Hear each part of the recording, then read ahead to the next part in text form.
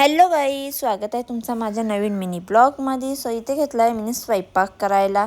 So बघू शकता मस्तपैकी कोबीची भाजी आणि एकीकडे ठेवलेलं मी बिरडा. सो आज होतं उपवास, म्हणजे होतं सोमवार, त्यामुळं आम्ही मस्तपैकी बिड्डा भात बनवलेला. कारण की भरपूर दिवस झाले खाल्ला नव्हता, तर यांना सांगितलं आज बिड्डा बनवू.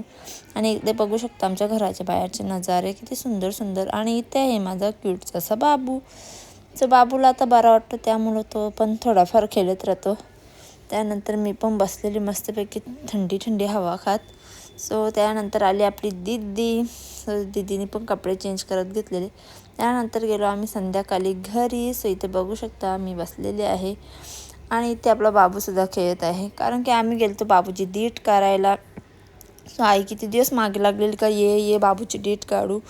सो मला काही जायला भेटलं नव्हतं, कारण बाबूला आपलं खूपच जुलाब, उलटी, ताप, पूर्ण हालत त्याची खराब झाली.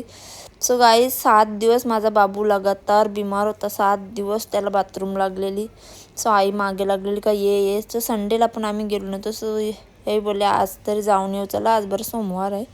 सो मस्त गेली आणि बाबूच्या आईने आमच्या दीट काढलेली आहे. सो बघू शकतो बाबू कसा बसले एकदम गपचूप. आणि दीदीची पण काढली ना. आई माझी खूप चांगली अशी डीट काढते, मी मधीत पण तुम्हाला सांगितलेला. सो आमच्या घरात कोणाला पण काय झाला ना भादवडला का सर्व आईच्या जवळ जातात डीट करायला. भादवडवरूनच नाही, भरपूर कुटुंबीतून येतात. सो त्यानंतर दोन्ही पण पोरं माझे देवारात पाया पडलेले आहे. आम्ही गेलो आमच्या घरी. सो घरी गेल्यावर मी घेतलेलं जेवण करायला. सो मी जेवण करून बसलेली, दीदीला भरवत घेतलेला आणि एकीकडे पप्पा बाबूला खेळवत होता. सो इथे बघू शकता प्रसाद बसले आणि बाबूची ना दीदीची मस्ती चालेल चिल्लेरवरून. सो त्याच्यानंतर आम्ही आलो घरी. सो घरी आल्यानंतर इथे बघू शकता तुम्ही रॉनी आलेला. सो रॉनीने माझ्या मस्तपैकी किशी केलेली आहे आणि तो पण बाबूजवळ खेळायला आलता. सो चला गाईज, आजच्या मिनी ब्लॉगचा एंड इथेच करते. कमेंट करून नक्की सांगा कसं वाटलं ते.